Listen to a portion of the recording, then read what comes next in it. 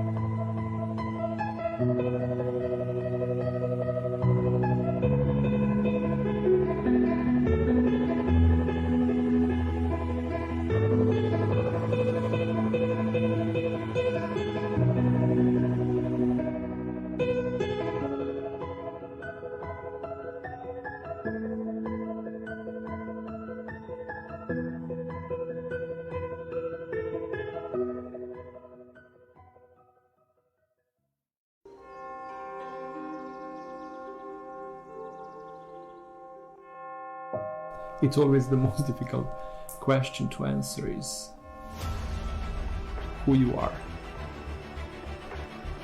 And that was for a long time a question I tried to answer. Who is Sasha Rees? Is that only my name? Or it's something more behind that story of who really I am? But if I look a little deeper behind the name, would be a hidden little boy, sad, alone, abandoned, and trying to find his place under the sky in this world. And oftentimes the best place to land would be in the arms of the dog. Safe, quiet, place of acceptance, not judgmental, and peaceful. And everything starts from there. Who am I? Who is Sasha Rees? So it's a journey of 30 years trying to answer that question. But everything started to unfold one day when I actually realized that freedom of one lays between the boundaries of his destiny.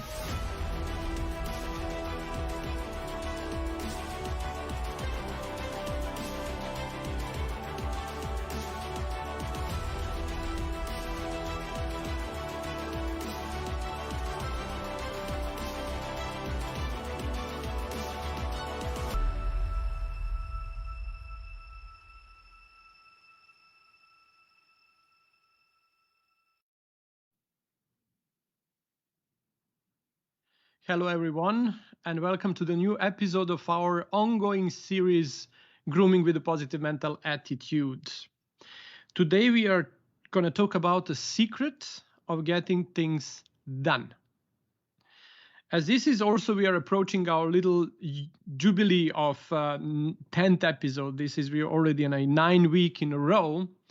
We are going through this very exciting journey that I get. I'm keep getting a lot of compliments and support for this journey because a lot of you are writing me mails and messages about how exciting this new approach of self-awareness and self-discovery is actually interesting, both at the same time, interesting and frustrating for many of you, myself included,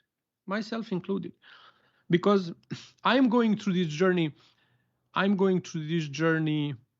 Myself as well, because that is when you actually learn the most. You learn the most when you start teaching others to do things you want to discover more about. So that's where the actual final, learning curve is happening in the moment when you teach about the topic you want to discover more about. If you don't know how to fix the problem, find someone that has similar or bigger problem on the same topic as you are. And then by engaging with like-minded people, talking about raising consciousness and be pushed towards looking for the answers, some miraculous power force gonna join you that way.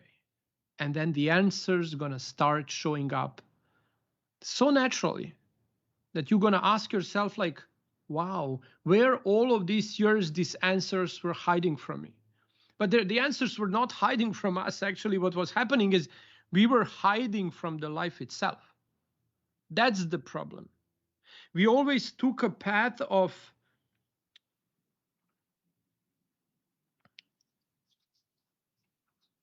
easiest way to move through, even if oftentimes it doesn't look that way.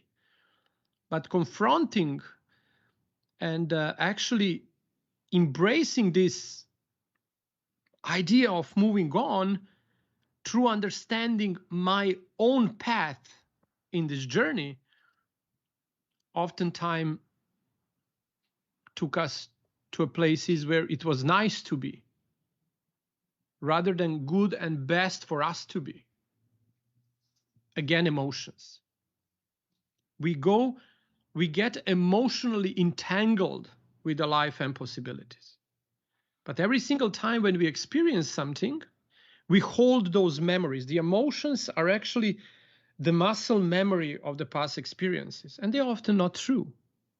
They're not accurate. The emotions hold us back in a place where something nice or something bad happened to us. And then we always tend to gravitate towards things that made us feel good, or running away from the things that made us feel bad. But the same circumstances, the same event for someone can be good, for the other one at the same place can be bad. That is why emotions are not something that we should base our decisions on, especially not our like life important decisions on. Where we need to gravitate towards is a heart. And why we can't approach the heart? Because exactly at the place of the event, when something was happening to us that was causing this emotional distraction, the only way to survive oftentimes was to freeze the heart. And when the event supposed to pass, we should not forget to unlock the heart and let it live, because that is why we get trapped in a moment, just until the circumstances doesn't change. And then the circumstances change, and then we don't do, when we don't come back and nourish our heart. So that is our place of our soul, place of our destiny, place of our peace and fullness of our knowledge. It's in heart. So why the people are kind of just, why we are so, how can I say, like scared of doing that, scared of looking deeper in our heart? It's because we are scared of our possibilities. Because once we learn about our possibilities, the next step would be unlocking those possibilities. And there, now when we unlock the possibilities, then we have responsibility to act upon, unfolding that beautiful awareness of who we are and putting us in service to the other people.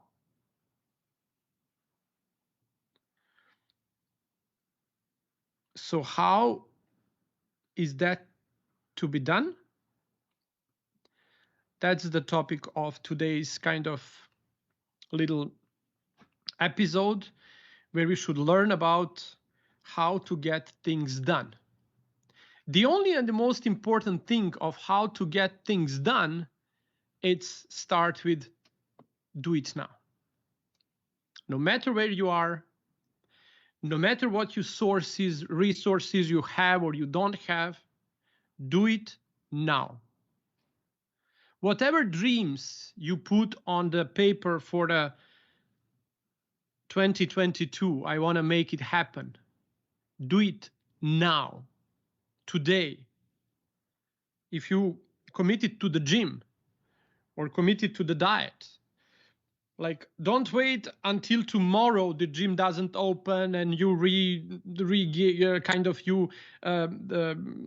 how you say that, you pay for your membership and then all kind of restrictions, and then you kind of get in this deeper way of looking for the answers why I shouldn't do it. That no, start now. So if you have on your list, make a commitment to the gym, you should start doing your exercise tonight on the floor of your bedroom. Start doing like a push-ups or start doing your abs or whatever. Just do it now.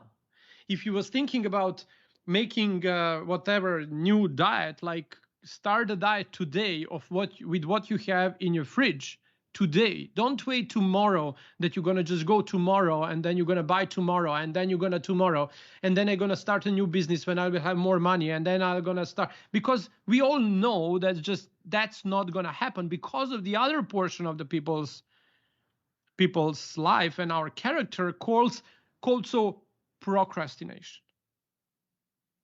Procrastination is actually oftentimes in religious books explained as a non-physical demon entering the people's mind when the focus should be on here and now. So exactly, the do it now is opposite of the procrastination. So do it now in service of the God and give the glory to the God and give the glory to this moment, and through the action of this moment here and now, give all the glory to the God that wants to work from you, through you here and now. Where actually the procrastination is a non-physical spiritual entity of the fall of kako se kaže pali anđeli? Fallen angel that's looking to be embedded in a man's mind in order to get it work. Same like a fear and anger, all kind of those strongly when you kind of feel angry, you kind of something's triggered inside you, and then you kind of feel so angry that you feel so unrelated to the power of that anger. And then you kind of take a glass and you destroy whatever happens there. It's actually your body gets kind of possessed with something that when that calms down, you can, oh my God, like what happened to me? Read the Bible, and then you're gonna might know what happened to us when we expose ourselves to the possibilities of that kind of intentional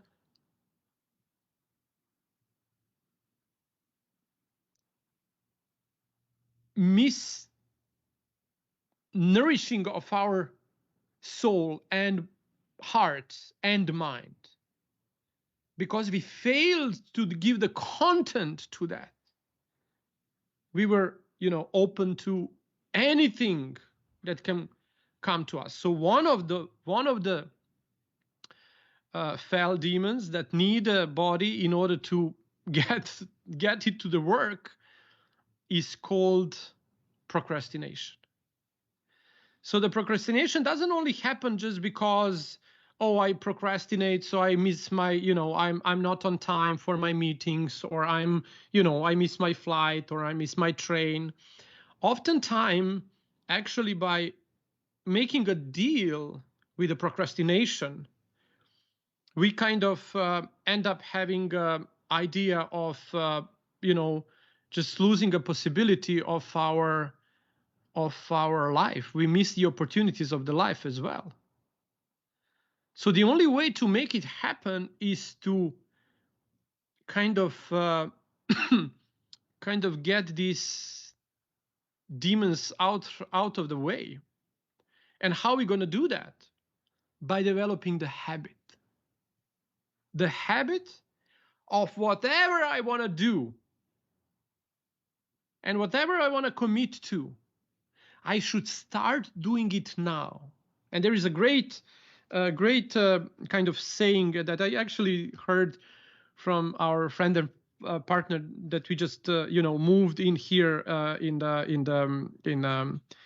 Chicago, and we have starting this little interaction in building this beautiful new concept and give it to fruition to its life. And he said like that's a great perception of looking to the things. It's kind of, if happens that the failure is an option, then you should fail fast as possible. So you get actually a possibility to adjust to the real world that exists around you and fix the failure. But then it should be actually be called a temporary defeat rather than the failure. So if you want to experience those defeats, you should experience them as soon as possible, so you don't struggle for a long time. You're going to find the solutions for the problems that you're going to challenge, because you remember in some of the last episodes we were talking about the problems, as great the problems actually are, because by solving the problems, they're going to kind of just push you in the field where you're going to learn to expand beyond your imagination. And by expanding on those topics or fixing the problem, you're going to actually grow, both mentally in conscious way, and as well that will actually, happen your soul to express in much more better way, giving you peace and bringing you to the level of peace. So again, like I told that over and over and over, because I think that's the most important world on this, most important word of this world is the one characteristic that separates successful people from the ones that experience the life failure. It's a 6-letter word called action.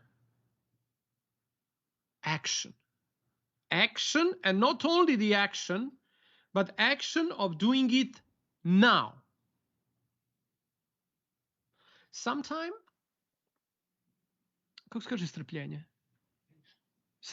actually we need to be patient in order to understand that the fruits of our action might come at a certain time. So what we really need to do is everything that is according to us to be done in order to show that we believe in path, and that we believe that we are at the right time, at the right moment, in the right circumstances, because this is the best place in time for us, with all of this mindset that we have at this moment, in order to make the biggest possible progress. So that's where we want to see us develop the habit. And the new habit is developed only through one thing called repetition. When you want to replace an old habit with a bad habit, you don't fight it, because the old habits can be fighted because they are very strongly embedded in us, and they are already part of our character, making us who we are, shaping us in a way, in a form that we actually experience this life, and we act accordingly to our beliefs about life. And that's actually, we went through this. This is already 9 episodes that we went through everything that shaped who we are. Our roots, our parents, ancestors, friends, families, teachers, and as well, who am I by making all of these decisions, and who am I today by being shaped by the circumstances occurring, bad and good, occurring in my life up to this point. And then who am I now facing all of these challenges, and what is my task to do in order to overcome those challenges? And then once we work on our fixing our actions, so we act now, repeating an actions that we want to encounter. So it was a great story when I confessed to my priest a couple of weeks ago. I said, "Oh, I have a big challenge of this," and then he said, "Oh my God!" He said, "Yeah, that demon is pretty tough to handle. You can't fight the demons. You can't fight the devil. That is what they live off. They live off the fight as well. That every single bad relationship that we have, more we fight, more we're gonna fight, because that is what this fight machine is. Fuel of the fight machine is a fight on its own. So more we fight, more fuel of the fight gets, and then more tensional our relationship with a certain person is, or according to the certain person circumstances. More negative or more thoughts we give to something, more we are kind of fueling that whatever something is, and that instead of kind of beating it up and decompressing that whatever problem we have, we actually just somehow keep growing. So if we have whatever problem of ours is, if we, oh, poor me, suffering on that, oh, no one loves me, or this or that, it just grows and grows and grows, and then there is a very nice quote in the Bible where it says, the one that has, it should be given more, and the one that doesn't should be taken away whatever he has, and even more. That's also can be oftentimes it's connected to the talents. So if we have talents and we don't use talents, we should be taken away even the talents that we are given as one that has a talents and uses them should be given even more talents, because he cares about. But it's also a way that it's also the possibility of the other to observe the same sentences is about, if you are giving more attention to the whatever grows, you're going to give whatever you're giving attention to. And whatever you are taking attention away from, it should vanish attention from, probably taking attention away from the problem you have. So then the priest told me, you don't fight against those. You try to find something that's going to replace them. So if you have a garden full of like a bad soil and unfertile soil, and every kind of grass is growing there, talking about a mind that is not nourished properly, and all kind of bad ideas and bad mindset and a low mental attitude is developed there, fighting it would be hard and losing a lot of energy, and it kind of like take away a lot of precious time that we have in order kind of to gain this wonderful experience of the life. And on the other side, what we should do is actually focus on a beautiful garden that we can just plant next door, and then by nourishing the garden and the beautiful flowers gonna start blooming more and more, and occasionally this garden that we don't give attention anymore should vanish, because attention is something that grows wherever attention goes. So probably when we have a problem, we are more focused on a problem than on a solution, and that's what we have more of. If I don't have money or I have debts, more I think about that, more I give attention to that, it grows.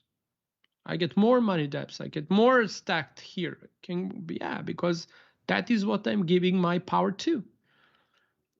But if you kind of have these debts, and then you make a plan of going out from debts, and then you play, okay, every single week, month, year, I'm gonna give 20% of my income to my debts, and then you set a plan for how you're going to get out from the debts. You call your creditors, you tell them, I'm going to do this, I'm going to do that, and then you settle everything, and that's done. And then you turn your attention to income. And then you become creative in created income by solving some certain problems that you might face, challenges that, and slowly you're gonna get into the fixing and trying to find the problems and giving solutions to the problems. So actually, your income stream gonna start growing and growing and growing, because your focus is not anymore on going out from that because that's settled. You are just focusing on income, and then income comes, and as much as it comes, faster it's gonna be transferred to the stream of debts, and that's it. So that's the way how by action we develop our habit, and then our habits slowly develop our character. And it's very important that character to grow into the positive mental attitude. No matter what you do, you should do it with a positive mental attitude, focused on, no matter how hard this experience for me is, what's the best thing that my outcome from this is. As I said last time, I was drawn by my friends. I was actually, and my partners, and then I learned that's not friendship anymore on the level that it was. I was not welcome as I was thinking I am, and I was just, pushed aside. Hurt me a lot, but out from that side, I actually okay, see, something great must unfold from there. And yes, I met my partner. I met completely other way from, completely other direction where I were before, just because of this little event where I was, feeling guilty and betrayed and whatever I felt at that time, poor me mood, what actually opened to me completely new life that I still kind of,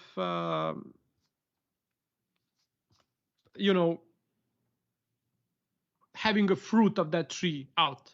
So in my prayers and in my gratefulness, in my gratitude, that event, those purpose, those people are always on a high rank, or thank you, because without you pushing me away, I wouldn't meet my destiny, or it would happen. It would change the course of my destiny. And that is what actually and that is what, once you're, because our actions are developing our habits. Our habits are developing our character, and our character is shaping our destiny. So if we become disciplined by the action, we can impact the habits. By impacting the habits, we can impact the character. And by impacting the character, we can impact the destiny. It's simply as it is. If I know that I'm late always, if I know that I'm late every single time, the deeper question becomes why I'm late. In the family constellation system, you will see always that being late always stands to the very, very kind of, transgenerational experience of that something happened, some radical, event happens to someone of the family members that were on time. So for example, someone was on time and that he was killed, or something happened, and then that deeper embedded event in not being on time might save my life, impact the generation ahead. So oftentimes I had it too, until I didn't actually, my habit of being late in payments, late on meetings, late on always always late on almost flight and trains for sure. So I would always take a next, because I was always late. One of the sessions with the family constellation unfolded the Holocaust experience of my family. because they were on time and always on time. Part of the family were actually executed in Novi Sad, Serbia. They were like, thrown under the freeze Danube, and that's how they ended up their life. But because the part of the family that was on time in school, they were captured, and the other ones that were late, they survived. So in my blood, in my muscle memory, in my surviving mode, being late is connection to the surviving. Because if I'm on time, I'm going to be captured. And that's something that's how can I say, experiencing it now in this environment, it's completely strange. It's not logical. And what do I have with this, why I'm still experiencing this? It's because saved my life. Being not on time saved my life. My ancestors. But that's not an excuse.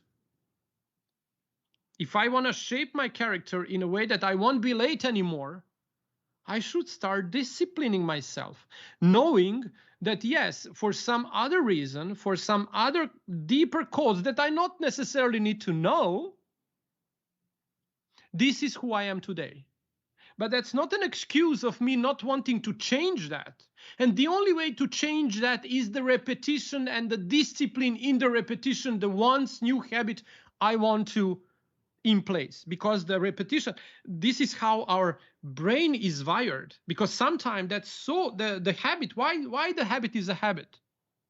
It's a neurological thing already. Now we are getting a source of the neuromedicine, but it's kind of easy to understand. The memory is created by the neurons creating syntax,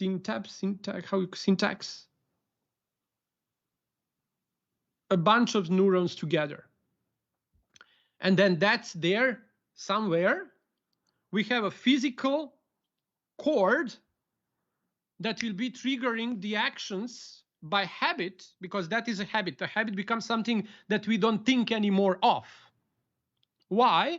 It's because by the repetition, that's already caused a lot of neurons to join together, creating a cord that now acts accordingly whenever the circumstances is around us. That trigger is like, oh, let's do this because we already went through this. But that trigger can be done by repetition, or when something really hit hard and impacts the destiny and survival, because then the body gets in completely another form, and then that cord is created for the future reference. Sometimes helps, sometimes is distraction. So what we want to know now is, see, does this cord that is created in my brain is helping me or is actually destroying me? And if I'm always late, it's obviously gonna destroy, because it destroys my relationship, because I'm late in payment, destroy my how you say that, my authority, because I'm always late on a meetings, or destroy my financially because I need to pay new tickets. Destroy me on a lot of levels that actually are completely unnecessary. So what I need to do, I need to start practicing, not being on time, by practicing being disciplined first. So if I say, I give myself a little tasks that I want to do. Write every day gratitude list. Write every day that. Write every day this. You're going to take a little time for you. Only for me. And I won't take it anymore as an explanation that I won't do it or I can't make it happen because, and then you again find no matter what reason, oh yeah, because this is what happened to me, and then poor me mood and everything. No, I want to discipline myself. Let's start now.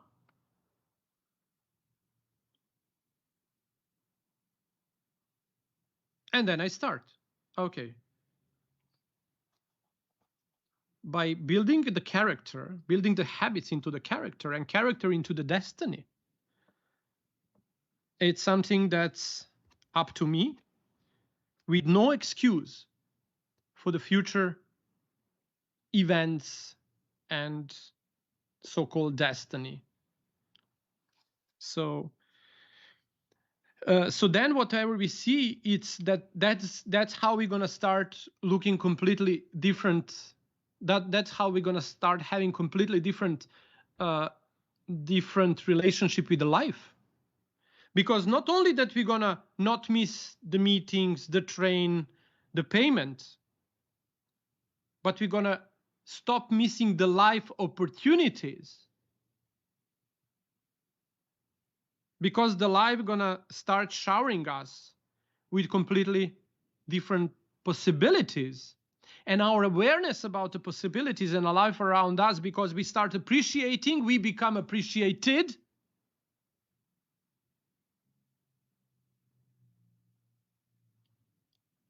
The life said, okay, now my turn.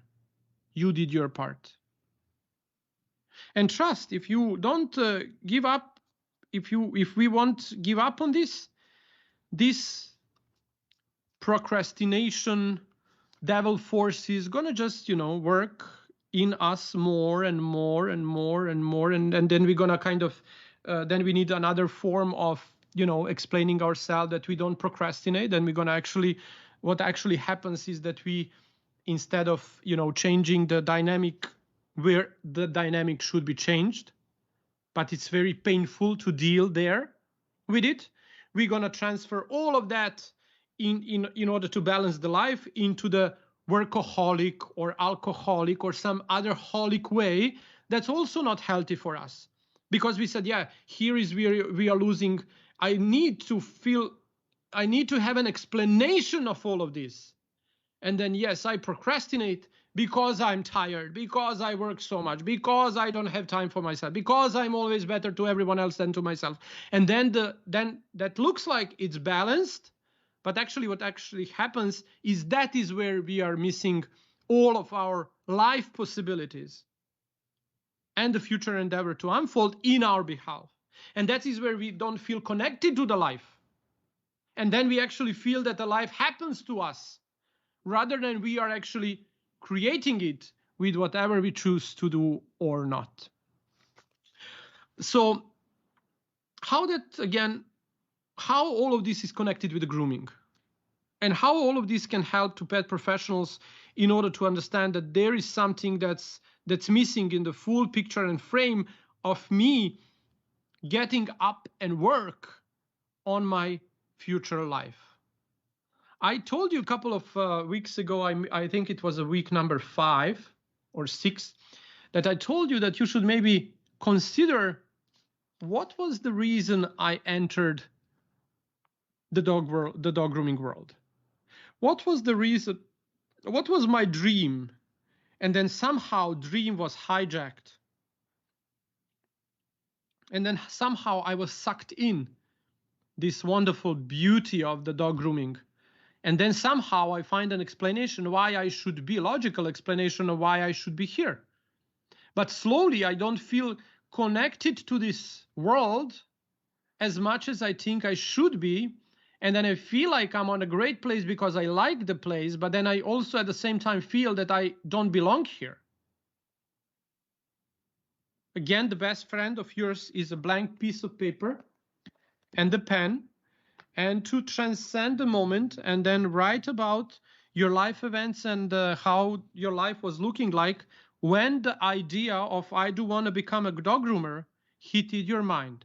And then work it around, and slowly you're going to digest and transcend the reason of why, and then look at, face it, and understand it. Maybe there is something more to unfold that was actually hidden, and we needed this experience because time we spent next to the dogs in this environment and in business was giving us a possibility to grow enough in order to become ready for the bigger cause that the destiny actually, and the plans that the destiny that God had for us. So this is actually the grooming itself is shaping our consciousness, by that shaping our habits and shaping our character into shaping our destiny. And it was a necessary part to live through in order to gain necessary experience, in order to make things happen and learn how to put them together and start expressing themselves. Don't forget that self-search for the self and selfness, self-discovery. I search for myself. I discover myself. It's not enough to discover who am I. I need to realize that I discovered.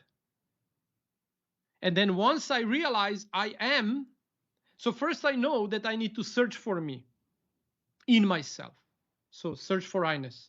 Don't forget that is writing letters to your parents, not to the persons as who the parents were, mother and the father, but to divine power in them that gives the source of the life to me. Write the letter, no matter what I have towards my father, what I feel towards my mother. If I want to discover who I am, I need to discover what flows from them into me. And that's a purity of the love. That's something that's actually, that's the love. And I can't deny it. And as much as I want to deny my father because he was absent, aggressive, whatever he did to me, as much as I want to deny, I'm going to deny myself. If I'm going to deny myself, I can't find myself. I don't know who I am. So that should be the first step. Who I am. Self-search. So I need to start searching for myself. When I start searching for myself, no matter when that happens in a life, the next thing should become self-discovery. Oh, I find myself. Oh my God, I find myself. So once I discover myself, I need to realize it's me. So self-realization, it's not just someone told me, oh, you are a great groomer. Oh, you have a lot of money because you groom great dogs. No. How all of this fits my destiny, a narrative of who really my soul is. That's self-realization. Oh, this is who I am. Oh, great. This is what I need to do. And this is what I am supposed to do. That's a self-realization. It's not enough to discover yourself. You need to discover what the self is for. That's I'm realizing what the purpose of the self is. So that's called self-realization. And even if I self-realize, it's not enough because the self is not to serve the self. The self is to express itself in behalf of the others. And only from that point I can start self-expressing my selfness in the purity and the way of who I really am. Not what my mother was thinking it would be best for me to learn. Not what I promised to my father that I'll bring at home. Not what I promised to myself. You're going to see how great I am. You're going to be proud of me. Of course, they're always proud of us.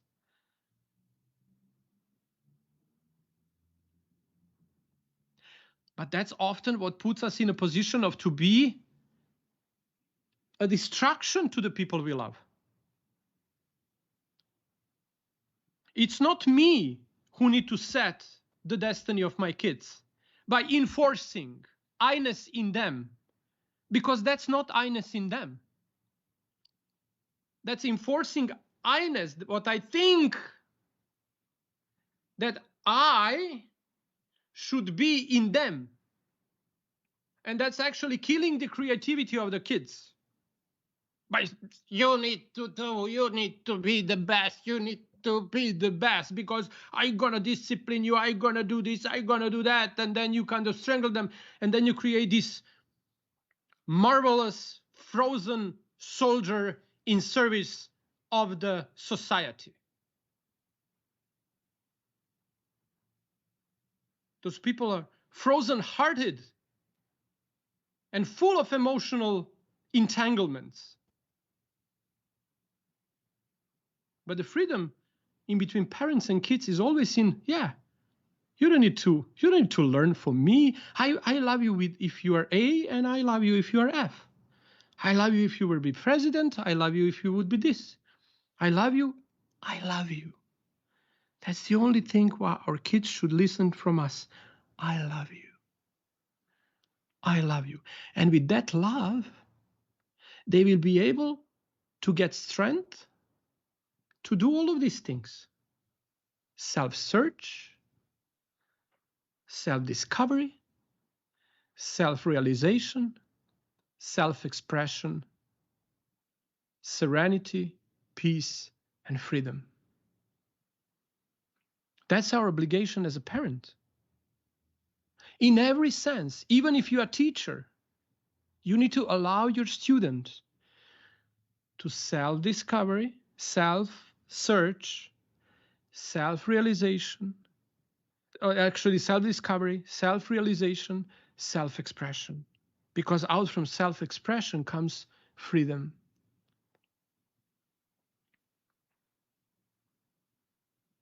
It's not who you think they should be. It's who they are. And you don't know who they are. No matter how hard the mother tries and the father tries, they don't know who the kids are. There is a beautiful poem by, I don't know who wrote that poem, I think Rumi.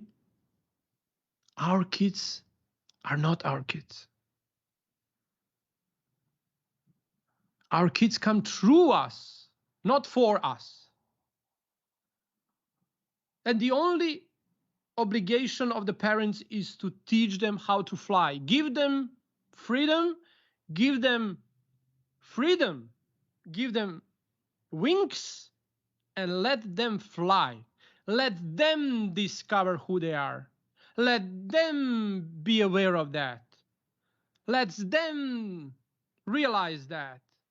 And let them realize themselves. Why we are not doing that?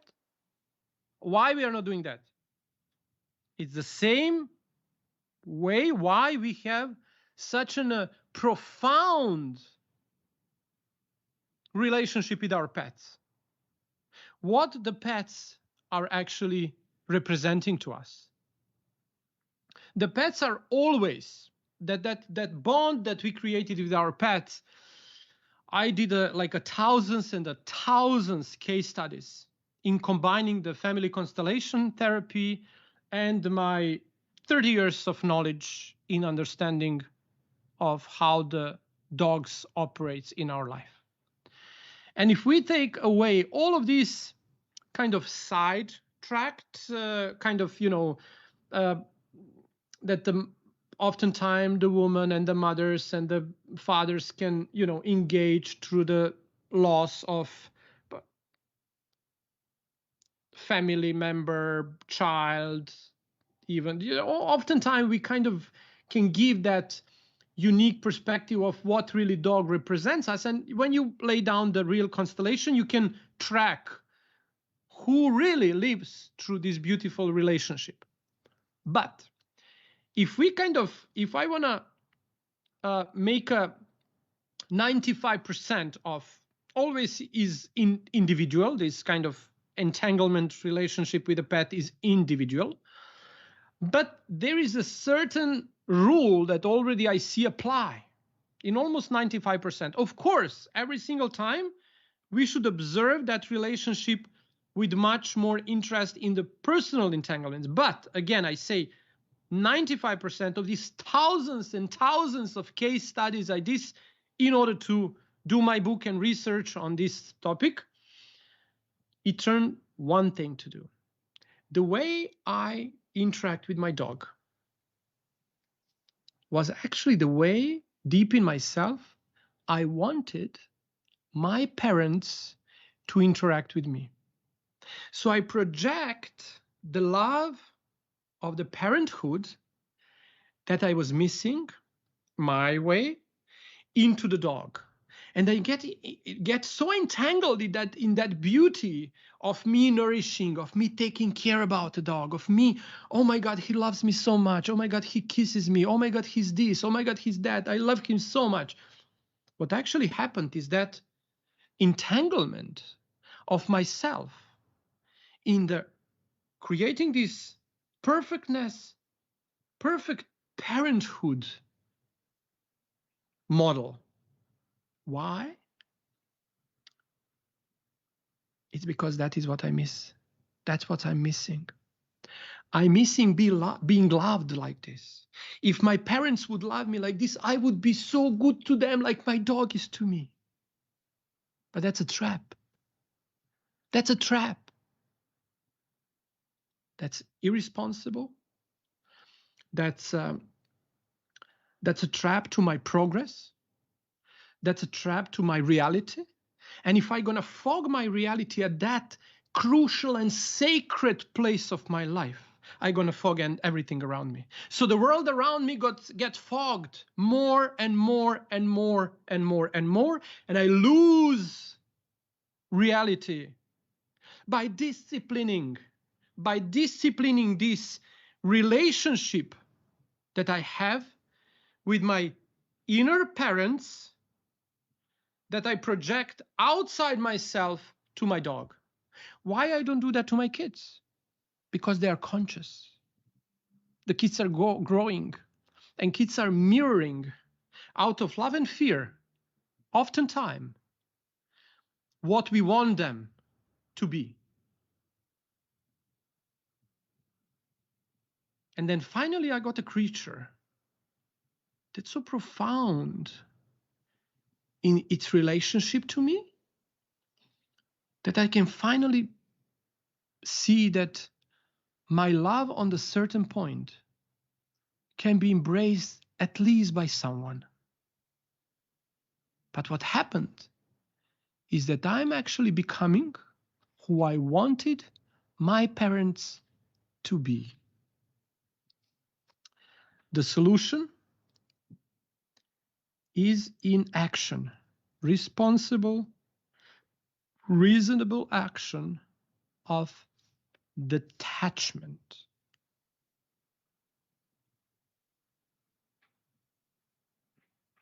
And again, at this point, it's not why, because we do need to develop a relationship with our parents. What? We need to develop relationship with our parents. Can you imagine now we are in this very sacred,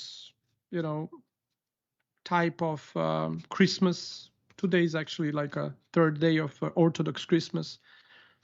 Look at this. The God loved us and loves us so much that not that he didn't came down to save us by himself. Just if you believe, if you're religious, you can observe this as a truth, but also you can find a lot think if you're like atheist, that's also completely okay, because if you're going to look the metaphor of this, it's going to bring the same conclusion, no matter how do you believe in this, as a fairy tale story or as a true event happened 2,000 years ago. Kind of the God loves us so much that not that he didn't came down to save us. He did a step further. Why? Because he did send his son to be sacrificed for our salvation. So how the parent can do such an harm to his child out of love just doesn't make sense, and opens a lot of, that is why the Christians, that is why this, that is why that, and then you enter this forever dogmatic war of who's right, which belief is right, and things that doesn't mind at this point. Just look at the metaphor of this event. That am I ready to see my son or daughter go on the path of their salvation, had their own destinies, had their own path, and how strong parent I need to be to say yes to anything that happens to them, knowing that that's bigger picture that my little mind can't understand. That is what happens with every single parent and every single kid. That relationship. Oftentimes you will have like in family constellation, we know for this phenomena when the people are just, kako se kaže neodlučni? Ne čujem. Undecisive. Oh, should I buy this or should I buy that? Should I go here or should I go there? Should I take here? Should I take there? If I'm undecisive, if I'm not able to make a decision, even in family constellation, it always leads to one very interesting phenomena. Deeper in me as a child, I always somehow was forced to choose whom I love more, father or the mother. And what's going to happen if I say one or another? And when the child lives with this uncertain answer, whom I love more, mother or the father, later in life develops undecisiveness. I'm not able to choose. And oftentimes I just leave the shop without buying anything. The solution of this is again approaching I-ness. I-ness of me in a path of making things done now and let the fruits come as they should.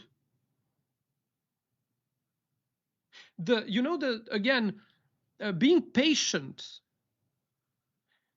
is a habit of sacred trust and shows a faith that I believe.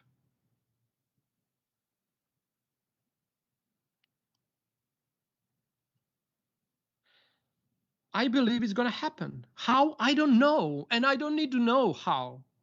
Only things that I'm in charge of is to doing action here and now up to the best possible ability, knowledge, and consciousness. How do I raise the consciousness? By learning on a certain topic. So I can't be dragged here and there. Take a vaccine, don't take a vaccine. Wear a mask, don't wear a mask. Fly, don't fly. Go here, go there. Whatever channel you choose, every other and then who, what to do, where to go. Am I doing right? Am I doing this? Who cares?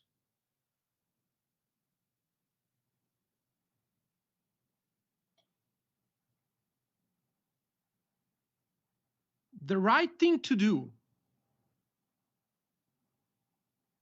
is to let I lead. And then it doesn't even matter what the conclusion would be to do.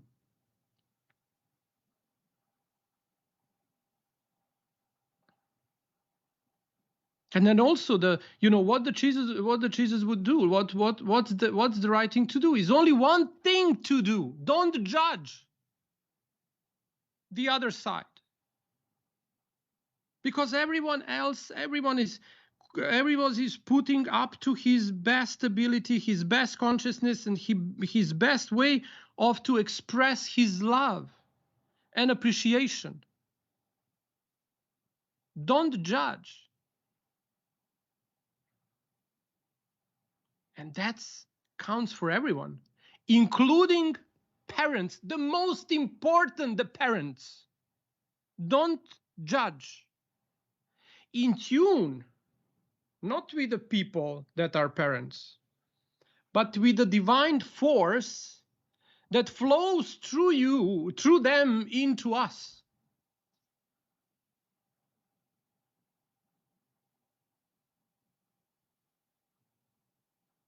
And then discipline would be something that will bring kind of intention of making us become aware of need to bring this all kind of wires, creating these wires in our brain. And that's a mechanical process of repetition. Repeat until the wire of the new habit wouldn't be bigger than the wire of the old habit. And then due the lack of unusing, the old habit gonna vanish and the new habit gonna increase It's a physical repetition. That is why the people are telling, there is, New Age just took this and kind of, New Age, all kind of philosophy, you know, ways and things. They said like, oh, you need this repetition, affirmation, I'm the best, I'm beautiful, I'm this, I'm that, and then you kind of imagine yourself, and that really works. The problem only becomes, how do I distinguish what I want and what I need? The only drama of the New Age is the promise you can get whatever you want. And then through wants, I start wanting home, bigger home, more money, new business, want this, want, I want, no, I wish this, I wish that, I wish. Why? And then when you get back to the why, I wish to have all of this so my father can finally tell me, yes, you are right, you are so great, I was wrong with you, I failed to tell you how great you are because I was telling you that you are unworthy from the day one. And now I'm doing entire my life to put myself up to the pedestal so he can finally see how great I am. So I'm doing everything for the wrong reason. Because he was proud of me. The day one.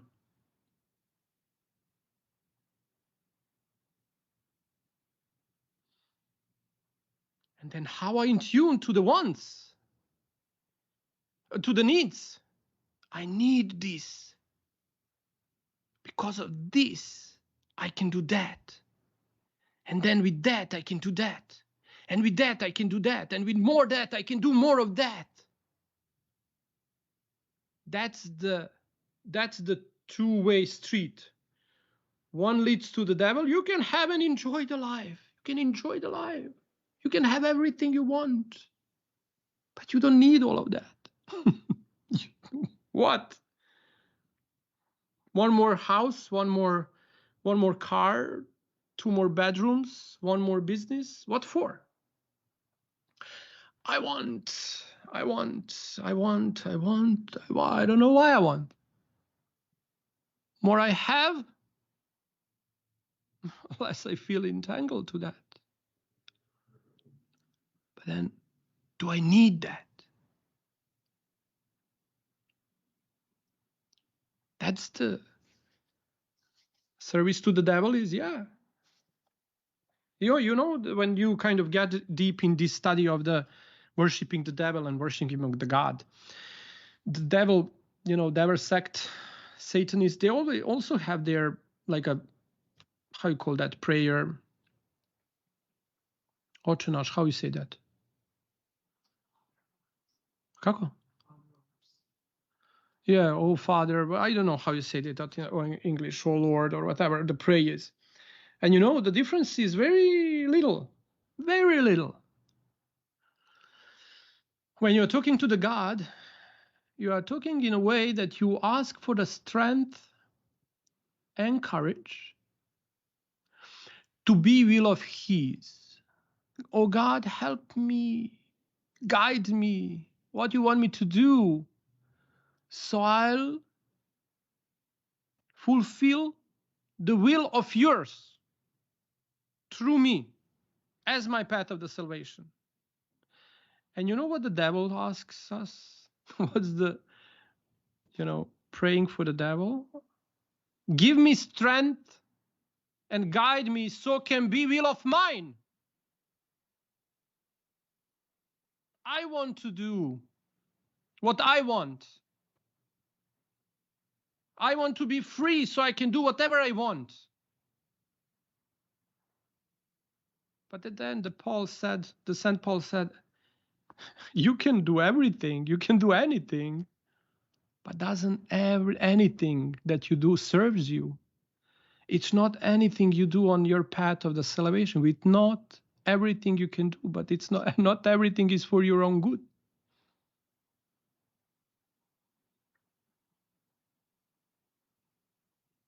That is how we enter this forever path of learning. And more I say to myself, soon I find myself that everything I do, no matter how successful I am, that I do through me, who I never discovered, who I never actually knew I'm looking for, who I never realized who I really is. And then what the heck I'm expressing from myself.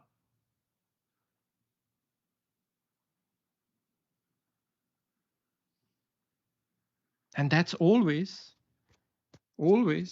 how do you know? The person that comes out and express itself will take a responsibility for everything, but we'd never take over the credit for his action when they turn out good. As I said, whatever we do, if turn out right and good for us, all the glory to the God. If we do something and it doesn't turn right or hurt us or someone we love, take a responsibility. Don't blame God for that. When that happens, then you know that you are actually working out from your own heart, because the heart is loving, and love, pure love, is a heart, is a point beyond emotions. It's not euphoric emotion of wonderful, in-tuned, perfect, high expression of me, seeing the world being beautiful, peace, everyone is great. No, that's hyper. And always like a wave, the high brings down, and then the wave keeps continue up and down, up and down, up and down, up and down. But as much as that up and down slows up, it's not so high, but doesn't go so slow. What's the point? The point is to bring up and down in the same point. So there is no up, there is no down. That's a pure love. That's a pure love, and a pure love is love beyond emotions, where every single emotion, like good or bad, is merged in one point. And that's not that we don't feel nothing. Contrary of that, we feel everything. Just at that point, we love. The love and the life it is. I can love my son with his destiny of living 100 years, 10 years, 33 years. No matter what his purpose and destiny is his path. Mine is to inspire his by showing him that you always fight for things you believe are right. But before you start that journey, you need to fight for your own things. And not only own your things, but you fight for your own things without purpose. That doesn't have a hidden agenda of me doing it because then and then we can come back again to the relationship with the parents. Oftentimes, I would have this wonderful relationship,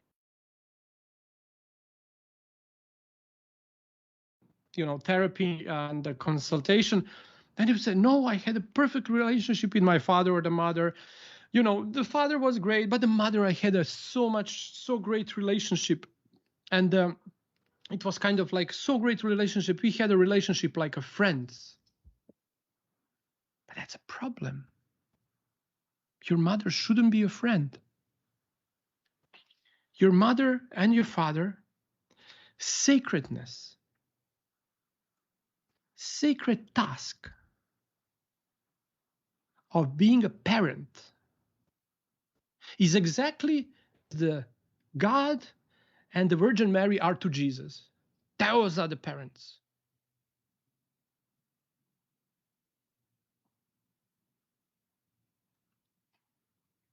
If that's the destiny, I'll let you go.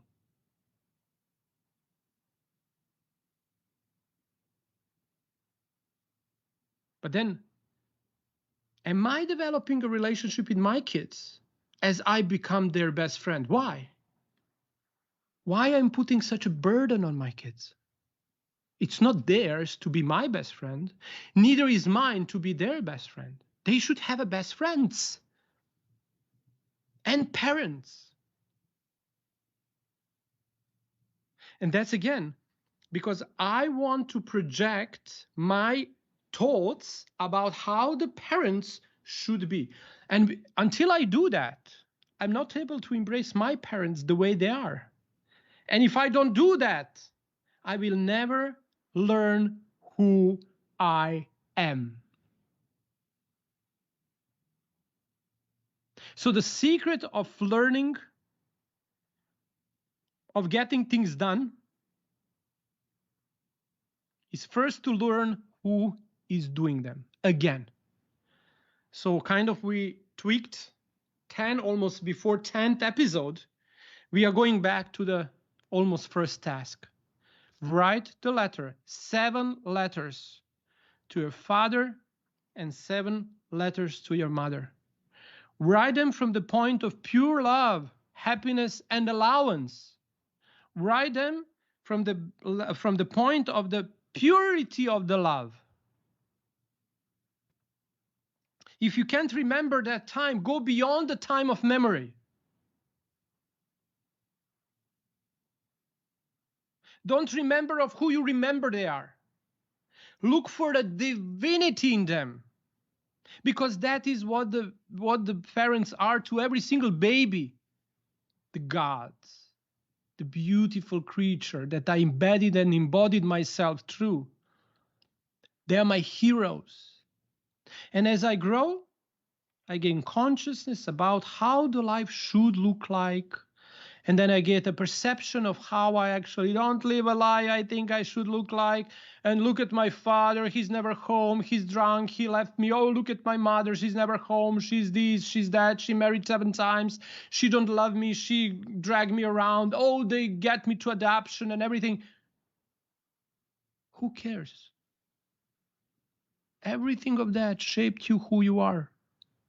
And until we do not come at the point where we can see thankfulness in that, we wouldn't be able to start the journey, the most important journey of ours. Who am I? Our freedom lays in between the boundaries of our destiny. More in tune we are with the destiny, more we can expand on that freedom.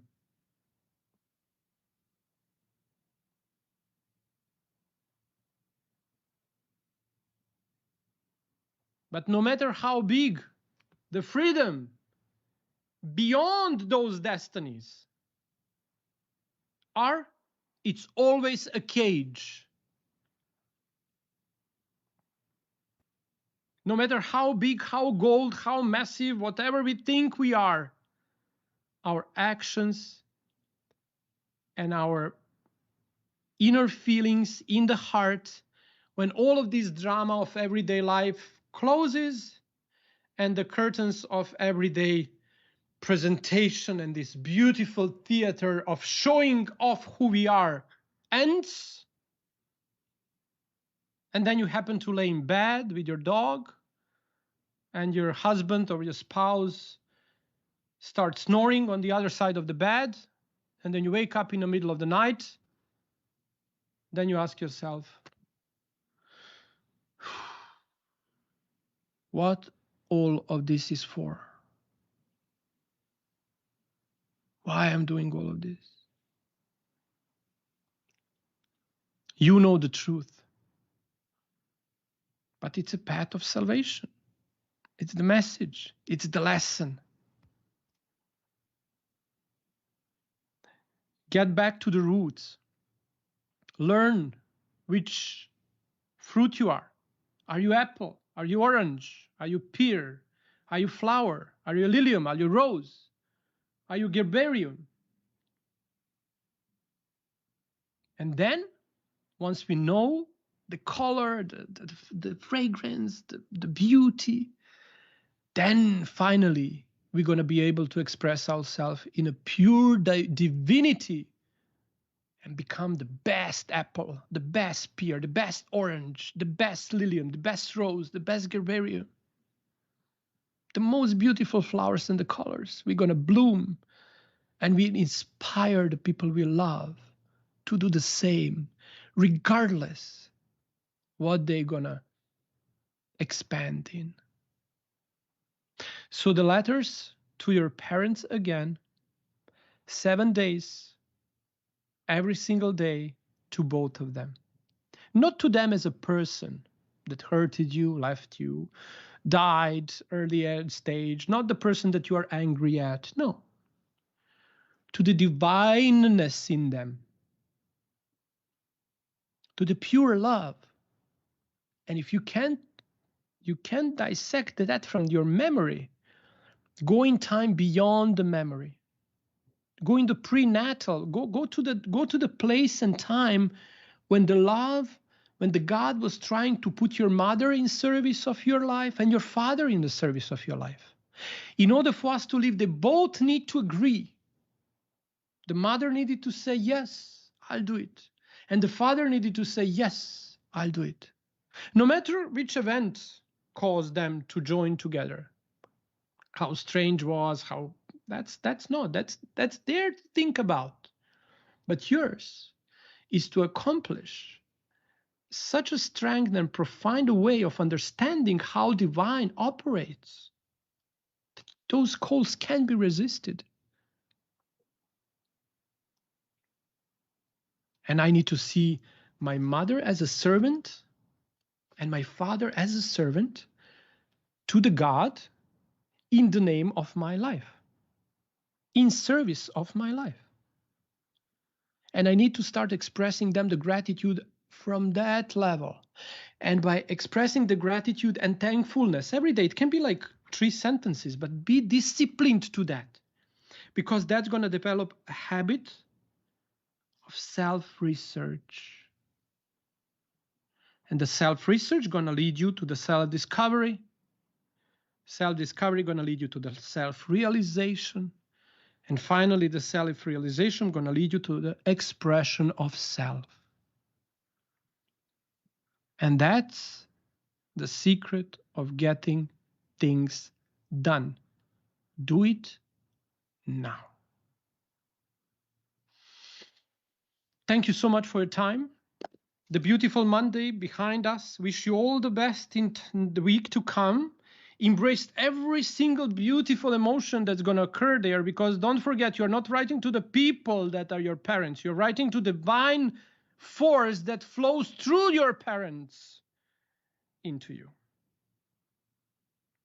If you didn't join yet, try to join the group for support, Grooming with the Positive Mental Attitude. I'm gonna put the link to join that group here so we can interact in between the weeks as well. So we kind of slowly approach that next week, where we're gonna, next Monday, 6 p.m., we're gonna talk about how to motivate yourself, how to keep yourself motivated on this path, where to find the reason, and actually what the motivation is. Thank you so much. Have a blessed, beautiful rest of the week, and then see you next Monday at the same place, 6 p.m. Eastern Time.